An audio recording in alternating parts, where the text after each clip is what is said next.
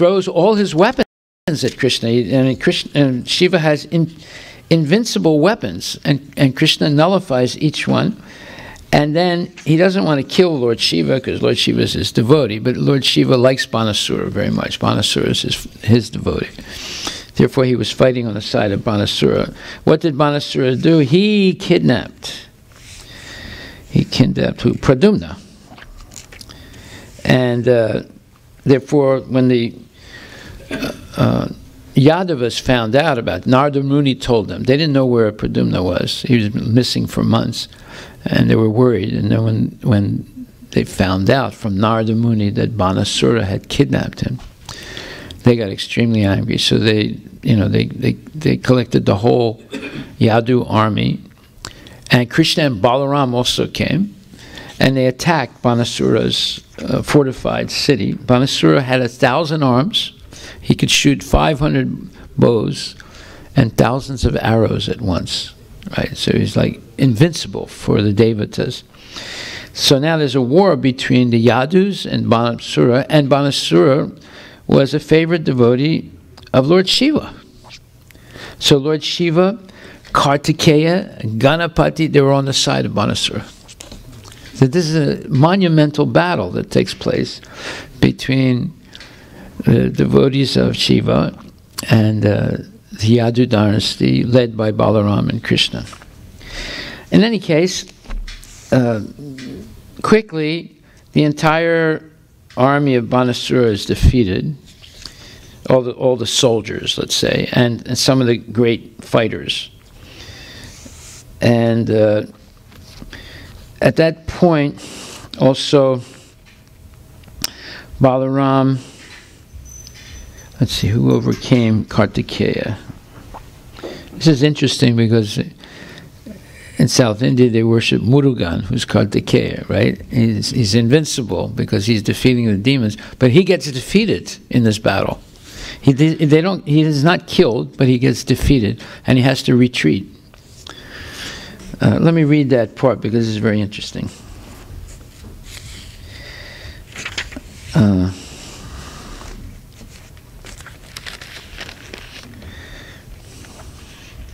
So Balaram basically kills Banasura's commander-in-chief, who was Kumbanda, with the strokes of his club. And Kupakarna was also wounded in this way, and both he and Kumbanda fell on the battlefield. Kumbanda being fatally wounded. Without guidance, all of Banasura's soldiers scattered here and there. So Lord Krishna's son, Pradyumna, meanwhile, Lord Krishna's son, Pradyumna, was fighting fiercely with Kartikeya, the commander-in-chief of the demigods. Kartikeya was wounded, and his body was bleeding profusely. In this condition, he left the battlefield, and without fighting anymore, rode away on the back of his peacock carrier. Similarly, Lord Balaram smashed Banasura's commander-in-chief, Kumbanda, with strokes of his club. So you see, basically the whole army was defeated, right? Now, Banasura becomes extremely upset.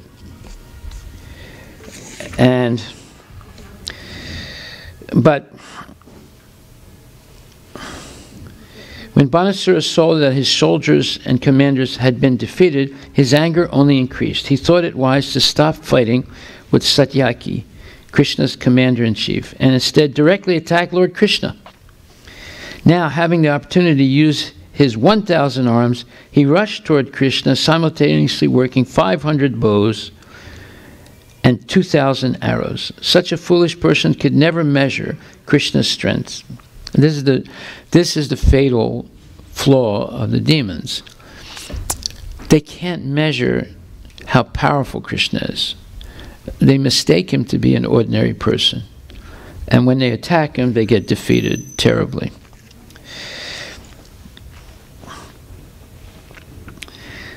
Immediately, without difficulty, Krishna cut each of Banasura's bows into 2 pieces, and to check him from going further, made the horses of his chariot lie on the ground so that the chariot broke to pieces. After doing this, Krishna blew his conch shell, Panchajanya. There was a demigoddess named Kotara who was worshipped by Banasura, and their relationship was as mother and son. Mother Kotara was upset that Banasura's life was in danger, so she appeared on the scene with a naked body and scattered hair. She's like these modern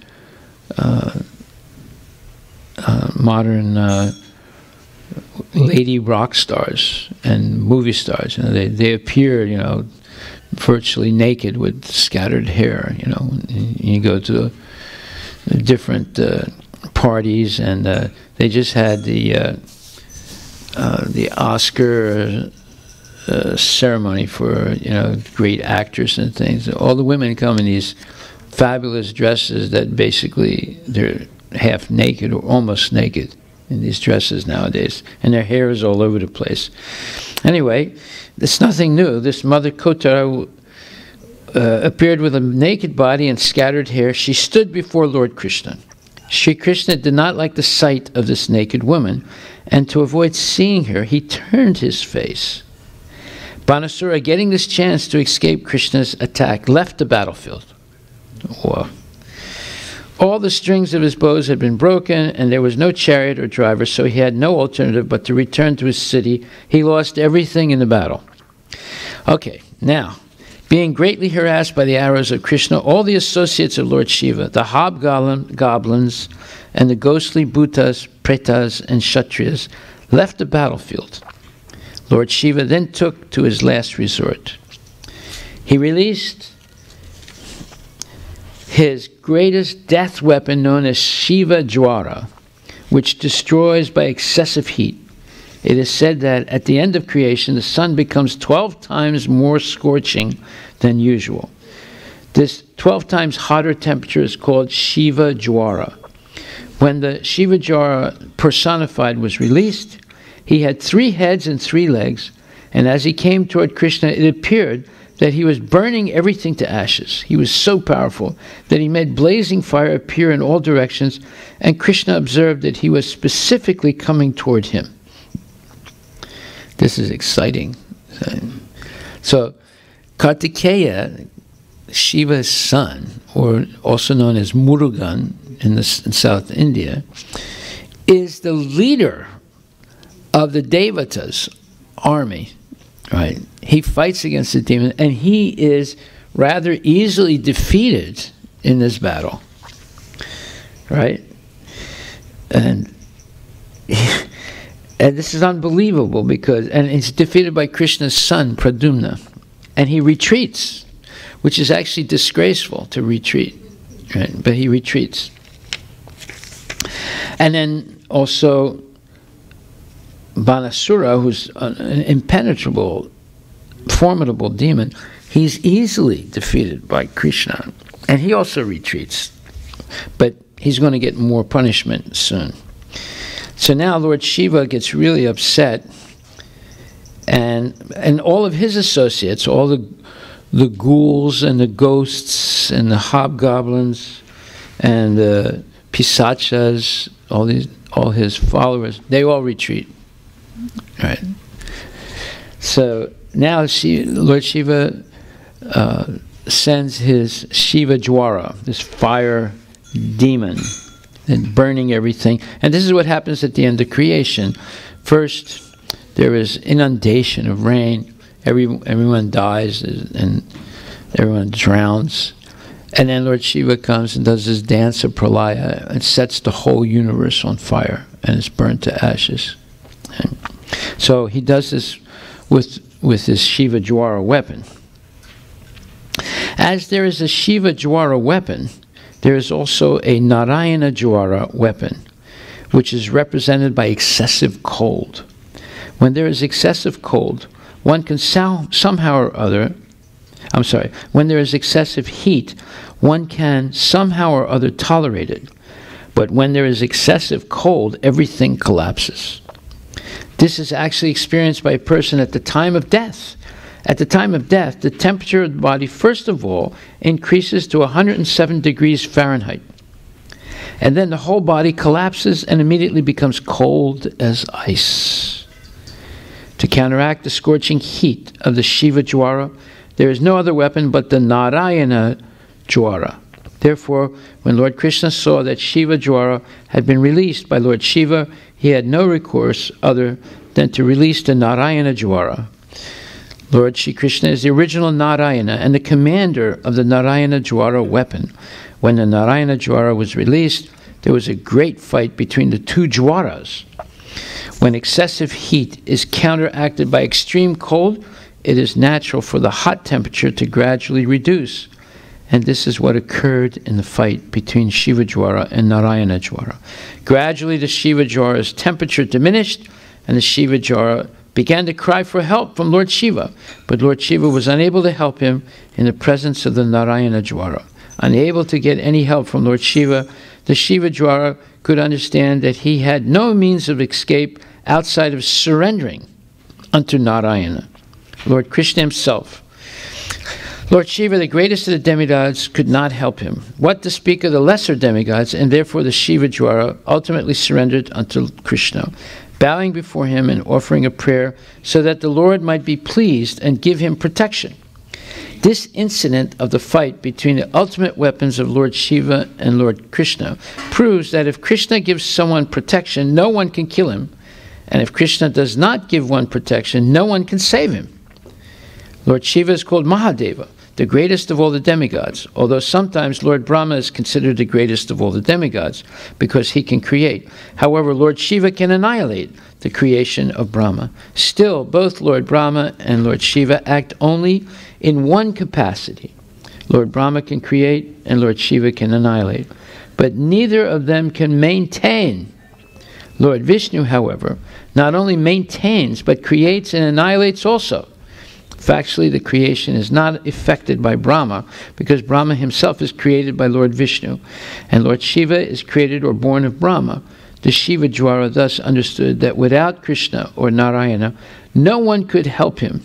He therefore rightly took shelter of Lord Krishna and with folded hands began to pray as follows. Now you're going to understand why I'm reading this. We're coming to it. So now we're going to hear the prayer of Shiva Guara, who's surrendering to Krishna. And how do you surrender to the Lord? How do you pray to the Lord? You glorify him. As I say, you don't come to the Lord and you go like this, and please, my business is not doing good. Make it better, my Lord. And then I'll give you some donation. I'll give you $10, but you give me $10 million. A bunch of nonsense. That's not a prayer. It's goofy to even come like that, and many people do that. Come, oh my Lord, I'm going to have an operation next week. May you please help me. You don't have to. That's not a prayer. Now we're going to hear what a prayer is. My dear Lord, I offer my respectful obeisances unto you because you have unlimited potencies. No one can surpass your potencies, and thus you are the Lord of everyone. Generally, people consider Lord Shiva the most powerful personality in the material world. But Lord Shiva is not all-powerful. You are all-powerful. This is factual. You are the original consciousness or knowledge. Without knowledge or consciousness, nothing can be powerful. A material thing may be very powerful, but without the touch of consciousness, it cannot act. A material machine may be gigantic and wonderful, but without the touch of someone conscious and in knowledge, the material machine is useless for all purposes. My Lord, you are complete knowledge, and there is not a pinch of material contamination in your personality. Lord Shiva may be a powerful demigod because of his specific power to annihilate the whole creation, and similarly, Lord Brahma may be very powerful because he can create the entire universe, but actually neither Brahma nor Lord Shiva is the original cause of this cosmic manifestation. You are the absolute truth, the supreme Brahman, and you are the original cause. The original cause of the cosmic manifestation is not the impersonal Brahman effulgence. That impersonal Brahman effulgence rests on your personality. Well, that's the verse that Krishna quotes, 14:28. As confirmed in the Bhagavad-Gita, the cause of the impersonal Brahman is Lord Krishna. This Brahman effulgence is likened to the sunshine, which emanates from the sun globe. Therefore, impersonal Brahman is not the ultimate cause. The ultimate cause of everything is the supreme eternal form of Krishna. All material actions and reactions take place in the impersonal Brahman, but in the personal Brahman, the eternal form of Krishna, there is no action and reaction. Now, this is a stunning statement, this last sentence. This is why I read this. I never realized this before, and I read this recently. The ultimate cause of everything is the supreme eternal form of Krishna. Okay, we know that. All material actions and reactions take place in the impersonal Brahman. That's why now I understand why Prabhupada says in a letter to one of his devotees, he said, the question was, how is it possible that the Jiva is originally with Krishna in the spiritual world? How is it possible he falls down to the material world? So that question was debated in ISKCON for many years. This is after Prabhupada's disappearance. Although Prabhupada gave the answer to that, but devotees, it takes time to realize, these things. So in a letter to one of his devotees who asked him this question, in other words, the devotee said, is it that the jivas fall down from Brahman realization? Prabhupada said, no. He said, Brahman realization has already fallen. Now, I didn't understand that when I read it years ago. I understood a little bit, but I didn't really understand. Now I understand it perfectly, because, or let's say I understand it better, because Brahman is already a fallen condition. Why? Although it's spiritual, although it's the preliminary understanding of God, however, all material actions and reactions take place in the impersonal Brahman. So therefore, if a person attains Brahman realization, merging into the light, right, by denying their individuality, but not taking shelter in one of the Vaikuntha planets, which are situated in the Brahman effulgence, then their situation is precarious. It's just like getting in a spaceship toward the moon, but the SpaceX doesn't direct the spaceship correctly, and you go past the moon into outer space with no hope of landing on any planet or star or asteroid.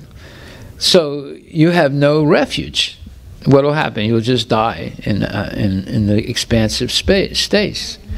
You were supposed to go to the moon, but they miscalculated somehow or other, and you went past it, right? So that's what's happening to the Mayavadis. In the open space of the Brahman effulgence, there are still actions and reactions that take place. And therefore one can fall down. What is an action? It's you can have a material desire, not even do it, but just desire something, you'll fall down immediately. I say. Whereas if you take shelter in one of the Vaikuntha planets, there's Narayana, there are devotees, there's prasadam, there's festivals, there's awe and reverence, worship of Narayana, there's rituals and so many things, you'll never fall down. But if you just remain in the open space of the Brahman effulgence, you will fall down, because you cannot have a living entity and no desires. You can deny desires for some time, but you can't deny them eternally. Jai Shri Radha Nila Madhava Ki Jai Namo. Now this is explained in the Bhagavad-Gita.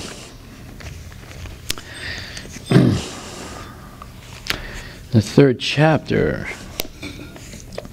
Krishna says that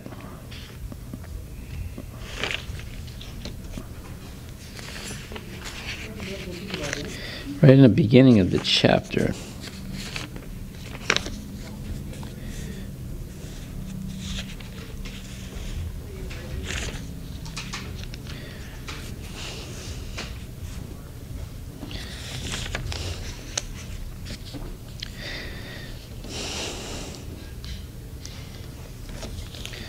okay. It says, Nakarmanam anaramban naiskarmyam purusho snute. Nacha samyasyanad eva siddhim samadhi gacchati. Not merely by abstaining from work can one achieve freedom from reaction, nor by renunciation alone can one attain perfection. And Prabhupada explains, the renounced order of life can be accepted when one has been purified by the discharge of the prescribed form of duties, which are laid down just to purify the hearts of materialistic men. Without purification, one cannot attain success by abruptly adopting the fourth order of life, sannyasa. According to the empirical philosophers, simply by adopting sannyasa, or retiring from fruitive activities, one at once becomes as good as Narayana. But Lord Krishna does not approve this principle. Without purification of heart, sannyasa is simply a disturbance to the social order. On the other hand, if someone takes to the transcendental service of the Lord, even without discharging his prescribed duties, whatever he may be able to advance in the cause is accepted by the Lord. Buddhi Yoga. Swalpam apiyasya dharmasya chayate mahato bayat. Even a slight performance of such a principle enables one to overcome great difficulties. Now the next verse is the key. It says, Nahi kaschit shanam api jatu tistati akarmakrit karyatehi avasa karma sarva pakritir jayar gunai. Everyone is forced to act helplessly according to the qualities he has acquired from the modes of material nature. Therefore, no one can refrain from doing something, not even for a moment. So, this third chapter begins with a question by Arjuna. He said, I'm a little confused, Krishna. Please tell me what is better. You say that renunciation, you want me to fight in this battle. But if you think intelligence is better than fruitive work, why do you want me to fight?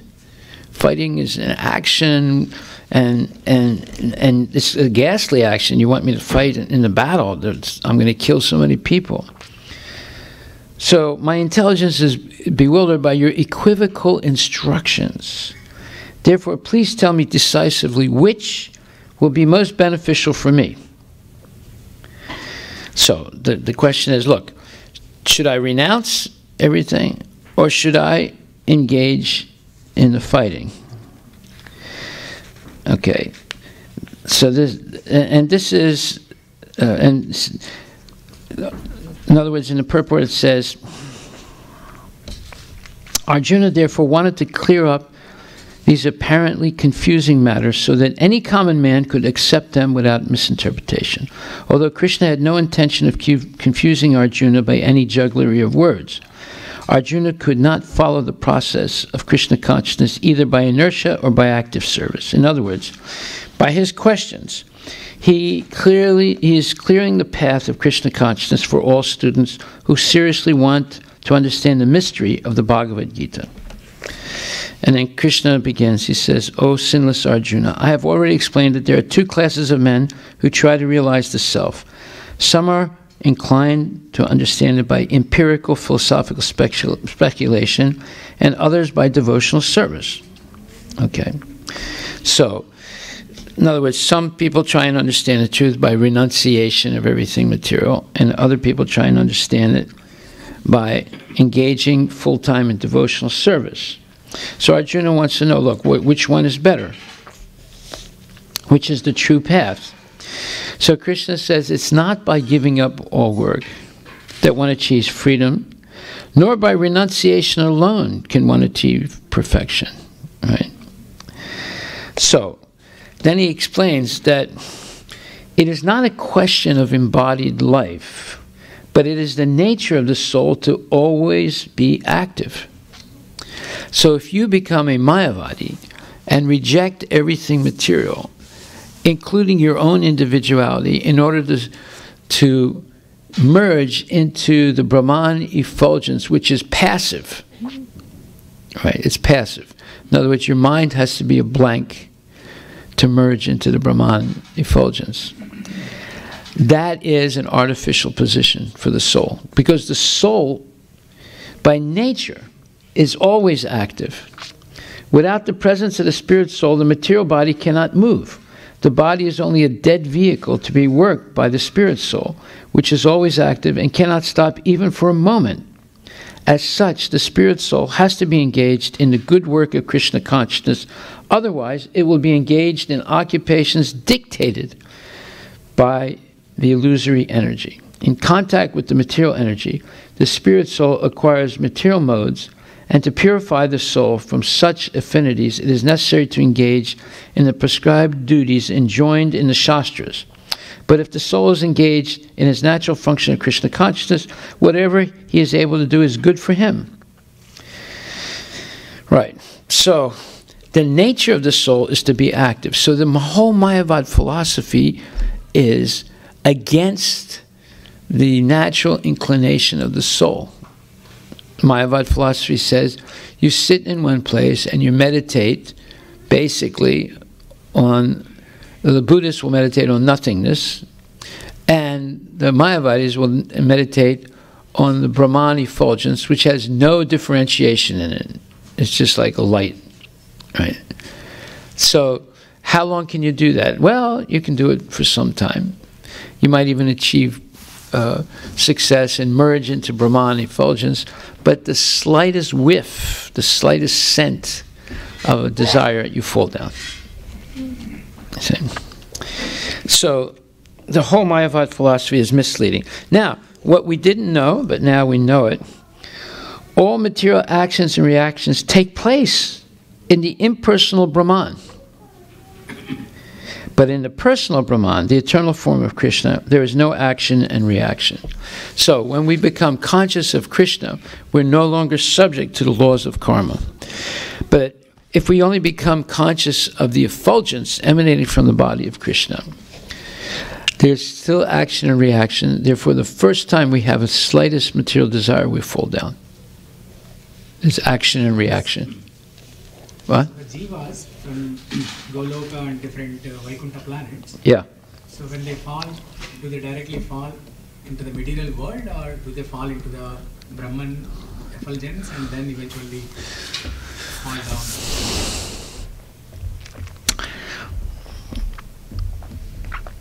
I'm not going to answer that. I don't know. Well, that's one of those things you wait, and just like I found this thing here, right? So we'll wait and we'll get that answer. You know, but we know one thing now: the position, being in the Brahman effulgence, is already a fallen position, right? Because there's the possibility of action and reaction there, right? Yeah. The verse that you read at the beginning that said, by the execution of our prescribed duties. But don't say Acharya, say Prabhu, right? Go ahead. The verse I read in the beginning that says what? Performance of our prescribed duties to purify the heart. Yeah, that was in the purport. Which chapter was that? I'll just read it. Third chapter. 1 second. Verse number 4. Third chapter, verse 4. Without purification of heart, sannyas is simply a disturbance to the social order. Is that it? No, it was the beginning of that. Before that. The renounced order of life can be accepted not merely by abstaining from work can one achieve freedom from reaction, nor by renunciation alone can one attain perfection. The renounced order of life can be accepted when one has been purified by the discharge of the prescribed form of duties which are laid down just to purify the hearts of materialistic men. Without purification, one cannot attain success by abruptly adopting the fourth order of life, Sanyasa. That's it. So what are the prescribed duties exactly? What you're doing right now, you come to the temple, you bow down in front of the deity, you chant Hare Krishna, you listen to the class, you have prasadam, you engage in seva, you associate with devotees, you ask questions in the class, And above all, you chant minimum 16 rounds of, let's say, reverent japa, reverently chanting 16 rounds every day. Where does it say that? Okay. Well, I'm going to show you where it says that. 1 second. Last week we learned in Yes? 20th chapter of the Chartam, Yeah? Chaitanya Charitamrita, Mm-hmm. about the meditation portion. But I don't ever recall reading about Chanting Hare Krishna. Okay. But really, so I do want to know about that. Yeah, I'm going to tell you in a second. And I do understand the value of chanting the holy name. Not everyone has the karma to do it. I get that. No. This chant Hare Krishna is way beyond the law of karma. Yeah, but some people, their karma prevents them from chanting the holy name. Is all I was saying. Yeah. Okay. Okay, so first of all, we come to, I'm starting the 3rd chapter, but there are many other places where it says,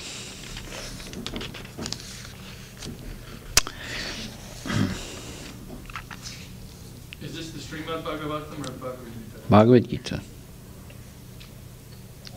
We can come back to it. No, it's okay. I have it. We're coming to the end of class and I arrived late, so I don't mean to stir the pot here.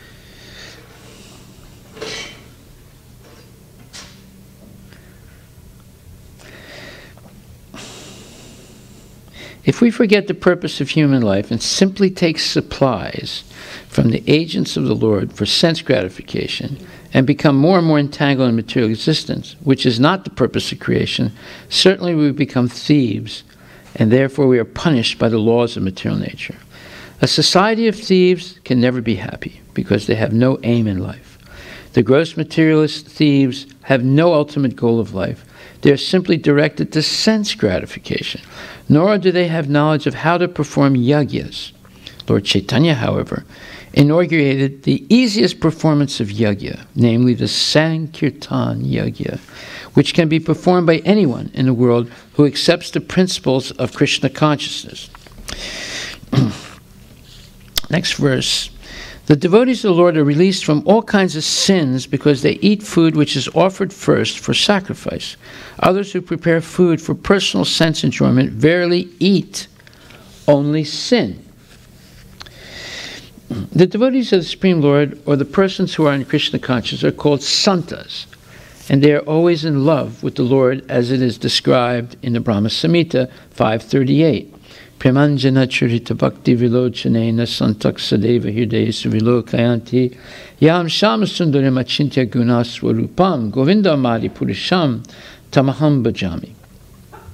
The santas, being always in a compact of love with the Supreme Personality of Godhead, Govinda, the giver of all pleasures, or Mukunda, the giver of liberation, or Krishna, the all-attractive person, cannot accept anything without first offering it to the Lord, to the Supreme Lord.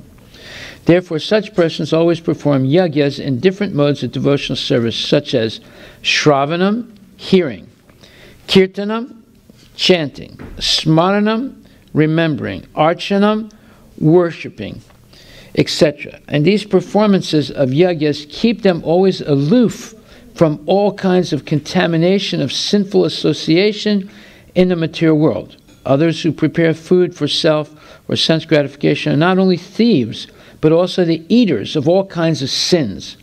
How can a person be happy if he is both a thief and sinful? It is not possible. Therefore, in order for people to become happy in all respects, they must be taught to perform the easy process of Sankirtan Yoga in full Krishna consciousness. Otherwise, there can be no peace or happiness in the world. Next, it says,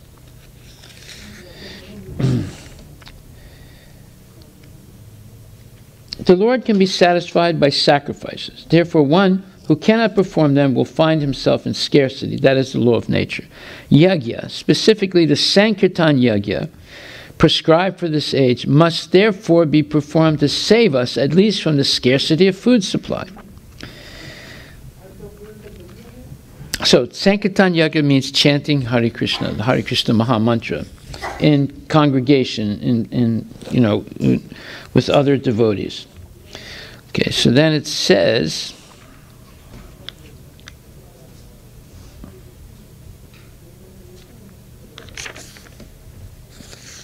this is all the third chapter. Is that also where it says to partner with the demigods to perform the Agni Yagya? Third chapter. I know I read it once, and I have it. Well, let's just finish this point, and we.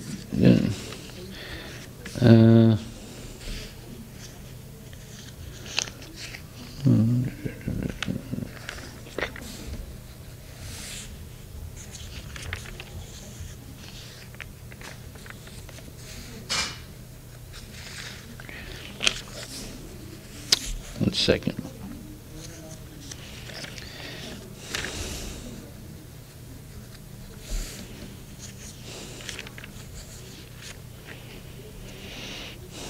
Okay, now we're going to switch to the 7th chapter, Bhagavad-Gita, where it says,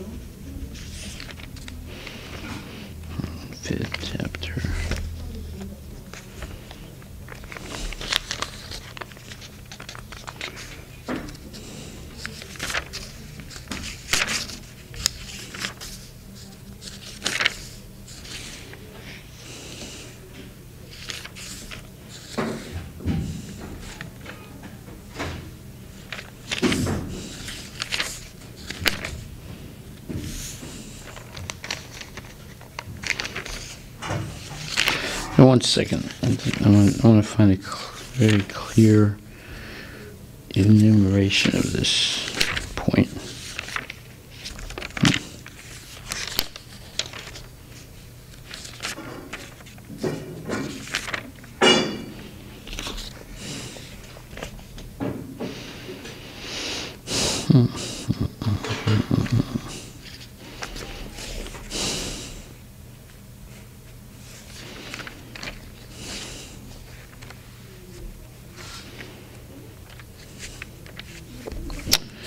Okay.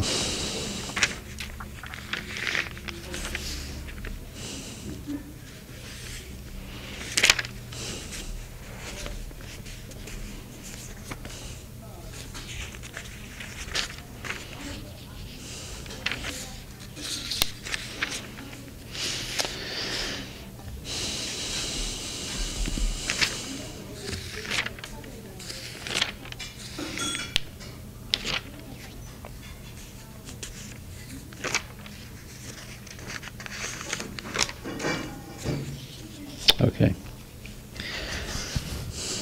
So for a devotee, there is no difficulty in approaching the Supreme immediately and directly. But for those who are following the impersonal way to spiritual realization, the path is difficult. They have to understand the unmanifested representation of the Supreme through such Vedic literatures as the Upanishads, and they have to learn the language, understand the non-perceptual feelings, and realize all these processes. This is not very easy for a common man. A person in Krishna consciousness, engaged in devotional service, simply by the guidance of the bona fide spiritual master, simply by offering regulative obeisances unto the deity, simply by hearing the glories of the Lord, and simply by eating the remnants of foodstuff offered to the Lord, realizes the Supreme Personality of Godhead very easily. There is no doubt that the impersonalists are unnecessarily taking a troublesome path with the risk of not realizing the absolute truth at the ultimate end. But the personalist, without any risk, trouble, or difficulty, approaches the Supreme Personality directly. A similar passage appears in the Srimad Bhagavatam. It is stated there that if one ultimately has to surrender unto the Supreme Personality of Godhead, This surrendering process is called bhakti, or devotional service, but instead takes the trouble to understand what is Brahman and what is not Brahman, and spends his whole life in that way. The result is simply troublesome. Therefore, it is advised that one should not take up this troublesome path of self-realization, because there is uncertainty in the ultimate result. Okay, so bhakti yoga is the direct way of connecting to Krishna. The impersonalist philosophy is misleading, and it gets you all entangled in what you could call a philosophical dead end, right? So, and the easy way is just engage in the 9 types of devotional service: Shravanam, Kirtanam, Vishnu Smaranam, Padasevanam, Archanam, Dasyam, Sakyam, Atmanivedanam. Those are 9 processes of devotional service. First and foremost, hearing, as you're doing right now, and asking questions. Second, chanting the holy names of the Lord and repeating the glories of the Lord, just like the prayer of Shiva Guara, glorifying the Lord, right? Or chanting Hare Krishna, which is also glorifying the Lord. Then 3, smaranam, remembering. If you hear and you chant, then you will remember. Remembering the Lord's glories, remembering the Lord, remembering the Lord's devotees, right? And then serving the lotus feet of the Lord, like Lakshmi Devi. And then praying to the Lord. And then doing deity service, worshiping the Lord, right? Archana. And then making friendship with the Lord. And then becoming the servant of the Lord. And then ultimately, Atmanivedanam, surrendering everything to the Lord. That is the prescribed method. Okay? So where is the meditation? Silent meditation? It's not recommended. That's what this verse is. 12. That's why I just read this. For those whose minds are attached to the unmanifested, impersonal feature of the Supreme, advancement is very troublesome. To make progress in that discipline is always difficult for those who are embodied. Okay? And even if you attain perfection in that path, you will fall down from the Brahman effulgence, because there's still action and reaction in Brahman effulgence. As soon as you have even the slightest desire, you fall down. After all that effort to achieve that, you can easily fall down, because there's no refuge there. Okay? So, now, the thing I was looking for is the 4th chapter, 40th verse also, which says, Ajnas chasradadana samsayatma vinasyati Nayam lokosti na paro nasukam na param nasukam samsayatmanaha. But ignorant and faithless persons who doubt the revealed scriptures do not attain God consciousness. They fall down. For the doubting soul, there is happiness neither in this world nor in the next. Now, this purport was the one that I was looking for. Out of many standard and authoritative revealed scriptures, the Bhagavad-Gita is the best. Persons who are almost like animals have no faith in or knowledge of the standard revealed scriptures. And some, even though they have knowledge of or can cite passages from the revealed scriptures, have actually no faith in these words. And even though others may have faith in scriptures like Bhagavad-Gita, they do not believe in or worship the personality of Godhead, Sri Krishna. Such persons cannot have any standing in Krishna consciousness. They fall down. Out of all the above-mentioned persons, those who have no faith and are always doubtful make no progress at all. Men without faith in God and His revealed word find no good in this world nor in the next. For them, there is no happiness whatsoever. One should therefore follow the principles of revealed scriptures with faith and thereby be raised to the platform of knowledge. Only this knowledge will help one become promoted to the transcendental platform of spiritual understanding. In other words, doubtful persons have no status whatsoever in spiritual emancipation. One should therefore follow in the footsteps of great acharyas who are in a disciplic succession and thereby attain success. So great acharyas, right there is great acharya. There's the real Acharya. Right? If you're going to say Acharya to someone, you say it to Prabhupada. He was always chanting Hare Krishna. Always talking about Krishna. Always serving Krishna. And in no case did he ever fall down in any way. Right?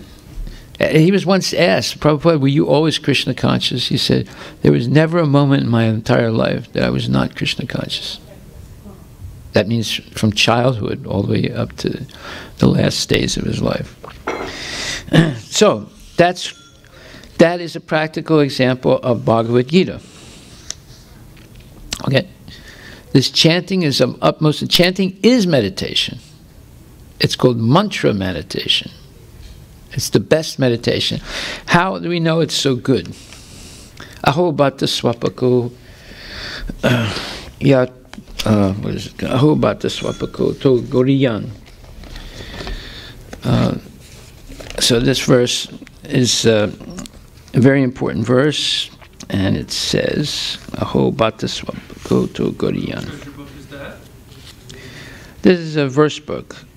Aho bhatta 279.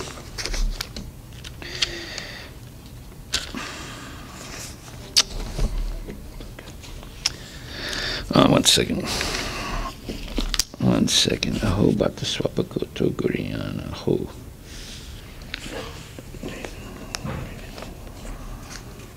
Okay, if we look at the 6th chapter, verse number 44, in the purport it says, Aho bhatta swapakoto goriyan, ya jivagre vartate namatubhyam, te pustapaste jehuvuhur sasnur arya, brahmanachur namagrinanti yete.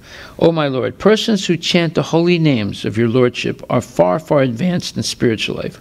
Even if born in families of dog-eaters, such chanters have undoubtedly performed all kinds of austerities and sacrifices, bathed in all sacred places, and finished all scriptural studies. There you go. So if you take up chanting, that means already you were perfect in the previous life, and now you're coming to fruition in this life to go back to Godhead. The famous example of this was presented by Lord Chaitanya, who accepted Thakura Haridas as one of his most important disciples. Although Thakura Haridas happened to take his birth in a Muslim family, he was elevated to the post of Nama Acharya by Lord Chaitanya due to his rigidly attended principle of chanting 300,000 holy names of the Lord daily. Hare Krishna, Krishna Krishna, Hare Hare. Hare Rama, Rama Rama, Hare Hare. And because he chanted the holy name of the Lord constantly, it is understood that in his previous life, he must have passed through all the ritualistic methods of the Vedas known as Sabda Brahma. Unless, therefore, one is purified, one cannot take to the principles of Krishna consciousness or become engaged in chanting the holy name of the Lord, Hare Krishna. That's your answer. 6th chapter, verse 44. Okay? Haribol. Yeah. So we'll stop there. And let's see, there's a guest speaker tomorrow and Friday. So, and Monday I'm going to India. So I won't be back till, I won't be back in action until the 17th of March. So. But anyway, chant Hare Krishna in the meantime. And glorify the Lord. As they say,